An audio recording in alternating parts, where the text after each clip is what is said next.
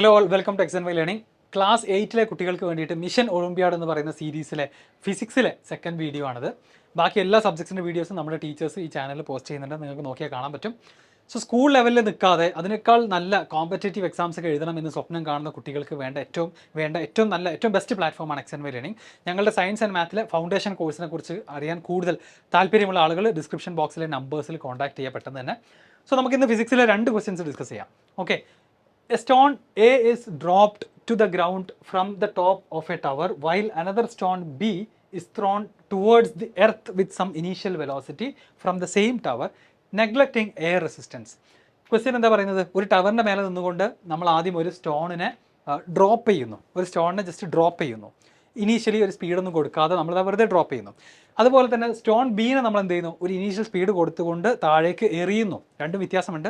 ഒന്ന് ഡ്രോപ്പ് ചെയ്യാണ്, രണ്ടാമത്തേത് എറിയാണ്. അപ്പോൾ നിങ്ങൾക്കറിയാം, എല്ലാ ഒബ്ജക്ട്സിനും ഗ്രാവിറ്റേഷണൽ ഫോഴ്സ് ഫീൽ ചെയ്യുന്നുണ്ട് അല്ലേ? അതുകൊണ്ടാണ് നമ്മൾ ഡ്രോപ്പ് ചെയ്യുന്ന സമയത്തൊക്കെ ആ ഫോഴ്സിൻ്റെ ഭാഗമായിട്ട് കിട്ടുന്ന ആക്സിലറേഷനോട് കൂടിയിട്ട് സ്പീഡ് കൂടി എല്ലാ ഒബ്ജക്ട്സും താഴേക്ക് വീഴുന്നത് നമ്മൾ കാണുന്നതാണ്.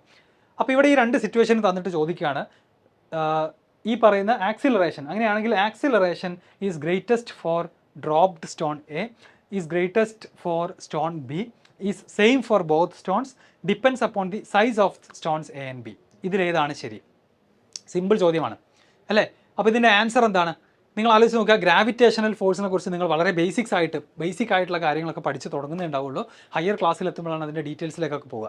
ഒരു കാര്യം നിങ്ങൾ ഓർത്ത് വെക്കേണ്ടത്, ഗ്രാവിറ്റേഷണൽ ഫോഴ്സ് അത് കാരണമുണ്ടാകുന്ന ആക്സിലറേഷൻ എന്ന് പറയുന്നത് അറിയാലോ, റേറ്റ് ഓഫ് ചേഞ്ച് ഓഫ് വെലോസിറ്റിയാണ്. നമ്മൾ ഒരു ഒബ്ജക്റ്റ് ഡ്രോപ്പ് ചെയ്യുന്ന സമയത്ത് അതിൻ്റെ സ്പീഡ് ഓരോ സെക്കൻഡ് കഴിയുമ്പോഴും ഇൻക്രീസ് ചെയ്തുകൊണ്ടിരിക്കുകയാണ്. അതിനാണ് നമ്മൾ എന്ത് വിളിക്കുന്നത്? ആക്സിലറേഷൻ എന്ന് വിളിക്കുന്നത്. സോ ഈ ഒരു ആക്സിലറേഷൻ ഡ്യൂ ടു ഗ്രാവിറ്റി എല്ലാ ഒബ്ജക്റ്റുകൾക്കും സെയിം ആണ്. അത് നിങ്ങൾ മുകളിലേക്ക് എറിഞ്ഞാലും താഴേക്ക് ഡ്രോപ്പ് ചെയ്താലും എറിഞ്ഞാലും, അത് വലിയൊരു ഒബ്ജക്റ്റ് ആണെന്നുണ്ടെങ്കിലും, ഒരു വലിയ റോക്കാണ്, ചെറിയൊരു ബോളാണെങ്കിലും, ഇതുപോലത്തെ ഒരു പെന്നാണെങ്കിലും, എല്ലാവർക്കും ആക്സിലറേഷൻ ഡ്യൂ ടു ഗ്രാവിറ്റി എന്താണ്? സെയിം ആണ്. അപ്പോൾ ഈ ക്വസ്റ്റ്യൻ ആ ഒരു നോളജ് മാത്രമാണ് ടെസ്റ്റ് ചെയ്യുന്നത്. അത് അറിയുന്ന ഒരാൾക്ക് എന്ത് പറയാൻ പറ്റും? സി ആണ് ആൻസറിന് ഈസി ആയിട്ട് പറയാം. അല്ലാത്ത ആളുകൾ ചിലപ്പോൾ ആലോചിക്കും,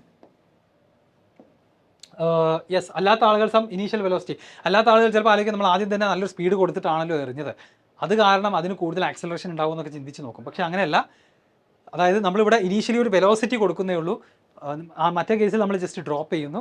അപ്പോൾ 2 ആളുകളുടെ മേലെയും ആക്ട് ചെയ്യുന്ന ഒരേ ഒരു ഫോഴ്സ് എന്ത് മാത്രമാണ്? ഗ്രാവിറ്റേഷണൽ ഫോഴ്സ് മാത്രമാണ്. അപ്പോൾ അതുകൊണ്ടുണ്ടാകുന്ന ആക്സിലറേഷൻ 2 ആൾക്കും എന്താണ്? സെയിം ആണ്. ഓക്കെ, റെഡി അല്ലേ? അങ്ങനെയാണെങ്കിൽ സി ആണ് കറക്റ്റ് ആൻസർ. ഒരു ക്വസ്റ്റ്യൻ കൂടെ നമുക്ക് ഈ ഒരു ഇതിൽ ഡിസ്കസ് ചെയ്യാം. ലൈറ്റ് എന്ന് പറയുന്ന ചാപ്റ്ററിലെ ക്വസ്റ്റ്യൻ ആണ്. Diagram below shows a ray of light travelling from air to glass. എയറിൽ നിന്നും ഗ്ലാസ്സിലേക്ക് എൻ്റർ ചെയ്യുന്ന ഒരു ഡയഗ്രമാണ് ഇവിടെ കാണുന്നത്. ഇപ്പോൾ ലൈറ്റിൻ്റെ റിഫ്ലക്ഷൻ എന്ന് പറയുന്ന, റിഫ്രാക്ഷൻ എന്ന് പറയുന്ന പ്രോപ്പർട്ടീസിൻ്റെ ബേസിക്സ് ഒക്കെ 7th കുട്ടികൾ പഠിച്ചു തുടങ്ങുന്നത്. Okay, which statement is correct about the ray diagram shown above? അപ്പോൾ ഇവിടെ 2 ആംഗിൾസ് ഒക്കെ തന്നിട്ടുണ്ട്. നിങ്ങൾ പഠിച്ചിട്ടുണ്ടായിരിക്കും എന്താണ് ആംഗിൾ ഓഫ് ഇൻസിഡൻസ്, എന്താണ് ആംഗിൾ ഓഫ് റിഫ്ലക്ഷൻ, എന്താണ് angle of incidence is equal to angle of reflection. ഇതൊക്കെ നമ്മൾ എവിടെ പഠിക്കുന്നുണ്ട്? ലൈറ്റ് എന്ന് പറയുന്ന ചാപ്റ്ററിൽ നമ്മൾ പഠിക്കുന്നുണ്ട് അല്ലേ? Angle of incidence is equal to angle of reflection. ഇവിടെ റിഫ്ലക്ഷൻ ആണോ അതോ റിഫ്രാക്ഷൻ ആണോ? ഇതാണ് ഫസ്റ്റ് ക്വസ്റ്റ്യൻ. ഇത് റിഫ്ലക്ഷൻ അല്ല, പകരം എന്താണ്? ഒരു മീഡിയത്തിൽ നിന്നും വേറൊരു മീഡിയത്തിലേക്ക് ലൈറ്റ് എൻ്റർ ചെയ്യുകയാണ്. ഇത് ആക്ച്വലി എന്താണ്? റിഫ്രാക്ഷൻ ഓഫ് ലൈറ്റ് ആണ്.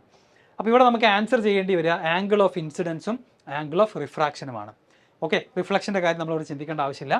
ഇനി അതെങ്ങനെ കണ്ടുപിടിക്കും? ആംഗിൾ ഓഫ് ഇൻസിഡൻസ് എന്ന് പറഞ്ഞു കഴിഞ്ഞാൽ ഇൻസിഡൻറ്റ് റേയും ആ പോയിന്റ് ഓഫ് ഇൻസിഡൻസിലെ നോർമലും തമ്മിലുള്ള ആംഗിളാണ്. ഇവിടെ തന്നിരിക്കുന്നത് 55 ഡിഗ്രിയാണ്.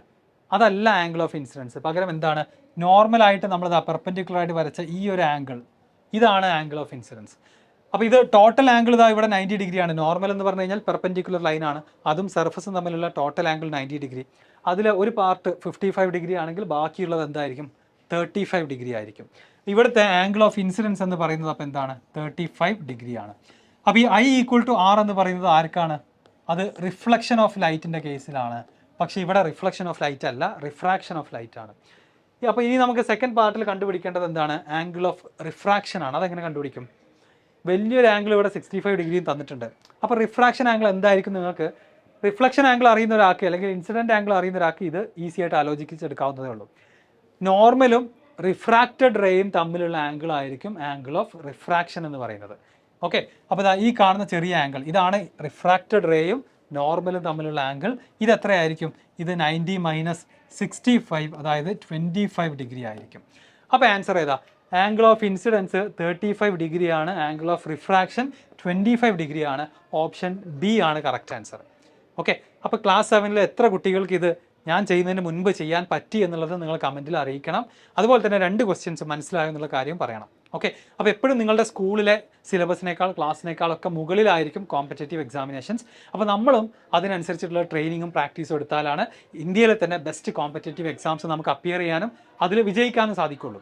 സോ അത്തരത്തിലുള്ള ഒരു ലക്ഷ്യത്തിന് വേണ്ടി XNY ലേണിംഗ് നടത്തുന്ന ഫൗണ്ടേഷൻ കോഴ്സിനെ കുറിച്ച് അറിയാൻ താല്പര്യമുള്ള ആളുകൾ ഡിസ്ക്രിപ്ഷനിലെ നമ്പേഴ്സിൽ കോൺടാക്ട് ചെയ്യുക. ഇതുപോലത്തെ ക്ലാസ്സസും വീഡിയോസും ഇനിയും നമ്മുടെ ചാനലിൽ വന്നുകൊണ്ടേയിരിക്കും. നിങ്ങൾ ചാനൽ സബ്സ്ക്രൈബ് ചെയ്യണം. ബാക്കിയുള്ള ലൈവ് ക്ലാസ്സസിലൊക്കെ നിങ്ങൾ പങ്കെടുക്കണം. ആൻഡ് നിങ്ങളുടെ ഏതെങ്കിലും ഫ്രണ്ട്സിന് സയൻസ് മാത്തൊക്കെ ഈ ഒരു ലെവലിൽ പഠിക്കാൻ ഇഷ്ടമുണ്ടെങ്കിൽ അവർക്ക് ഈ വീഡിയോ ഷെയർ ചെയ്ത് കൊടുക്കുക. താങ്ക്